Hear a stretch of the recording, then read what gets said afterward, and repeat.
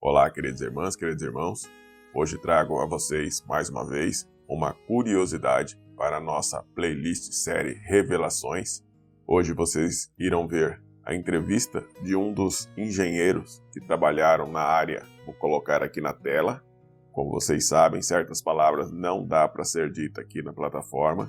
E esse engenheiro nos revela, e só para deixar claro, estou falando de um vídeo que veio à tona há pouco tempo atrás, mas esse vídeo foi feito na década de 50. Quanto tempo de tecnologia para facilitar a vida aqui no planeta foi escondido? Quantas tecnologias estão escondidas? Então, trago essa entrevista desse engenheiro, que ele vai falar sobre as naves, melhor dizendo, sobre a tecnologia reversa utilizada para se ter nave que utiliza da antigravidade. Consegui colocar em português. As vozes não estão muito bacanas, mas é o que tem para hoje. De qualquer forma, vou continuar procurando vídeos antigos do passado que estão vindo à tona, que falam a respeito de toda essa tecnologia escondida, de toda a vivência escondida aqui no planeta. Só lembrando, a grande maioria dos nossos inscritos ainda não estão inscritos no canal, e provavelmente você é um deles. Aproveite e aperte o botão inscreva-se aí e venha fazer parte dessa grande família Ascensão de Gaia. Aproveite e aperte também o sininho aqui embaixo.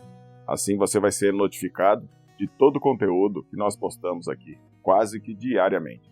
Agora você faz parte da família Ascensão de Gaia. Seja muito bem-vinda, seja muito bem-vindo. Então, sem mais, vou deixar vocês com a entrevista do engenheiro americano. O nome dele, por acaso, eu esqueci agora, mas estou colocando aqui na tela para vocês. Tudo bem? Espero que vocês gostem.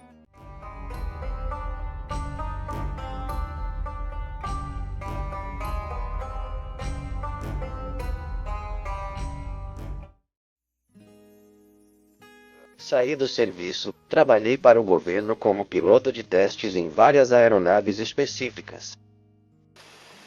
Enquanto fazia aquela atividade específica, me perguntaram se não me importaria de trabalhar em alguns simuladores e achei que era uma boa ideia, boa para o meu futuro, então aceitei. Fomos então realocados, não era só eu. Eram vários outros colegas como eu, engenheiros que foram remanejados para certas empresas aqui nos Estados Unidos nos vários simuladores diferentes que eles estavam fazendo para as várias aeronaves novas que estavam construindo. Por exemplo, o F-89, F-94 e F-102 e um grupo de outros. Passamos provavelmente cerca de 3 anos e meio, 4 anos apenas treinando em simuladores e exatamente como um simulador real para essas aeronaves funciona e os novos designs à medida que surgiam. Depois que eles pensaram que tínhamos treinamento suficiente, fomos solicitados a fazer outro projeto que fosse mais ou menos na minha área como design mecânico. Field como um projeto mecânico, que era para unir metal sem cola, porcas, você sabe, ou qualquer adesivo, assim por diante, você sabe, para propósitos de aeronaves. A indicação era deixar a aeronave mais leve. Este curso está acontecendo há vários anos. Nesse ínterim, é claro, as classificações de segurança estavam acontecendo no que dizia respeito a nós e apenas aos indivíduos que iriam trabalhar nesses projetos específicos antes de irem para a instalação real onde eu havia realizado essa atividade. Desenvolvemos este processo particular de união deste material.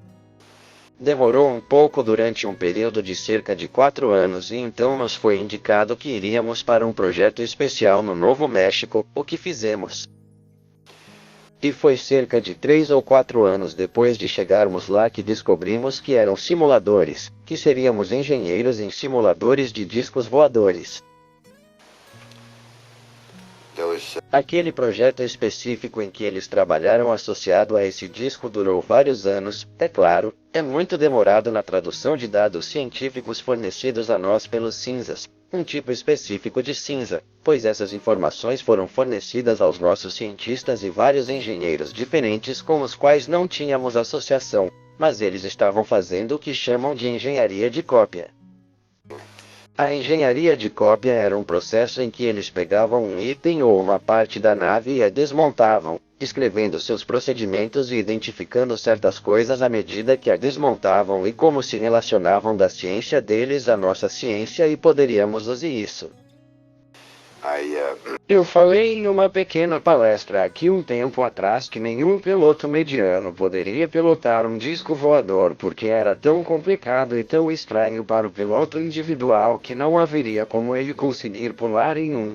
Mesmo que eles deu a eles e disse, aqui, voe isso. Consequentemente, o que fizemos? Pegamos seus aviônicos e os transferimos para nossa ciência e nossa tecnologia e usamos os aviônicos que conhecemos no que diz respeito a aeronaves. Os princípios básicos em tudo isso, no que diz respeito aos aviônicos, não eram diferentes de uma aeronave regular que temos.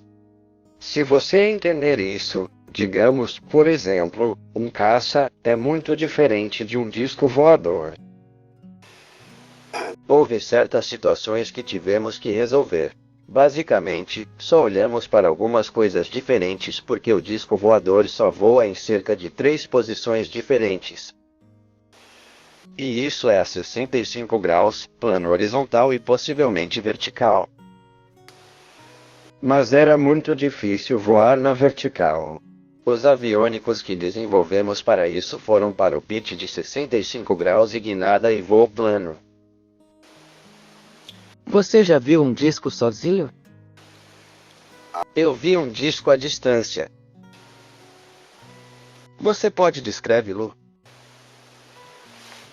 Se eu estivesse descrevendo um disco para você, então você entenderia o que estávamos vendo se visse o pôster de Bob Lazar, muito parecido.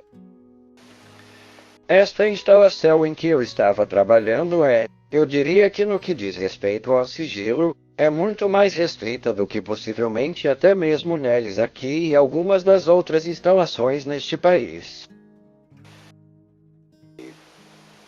A entrada, as locações e o cenário dizem olá pessoal, aqui está, é assim que este navio se parece. Ok, é assim que este navio se parece. Quanto a entrar no navio, não. Mas isso era um disco. A que distância estava? Oh, eu estava a uns 10 ou 15 pés de distância.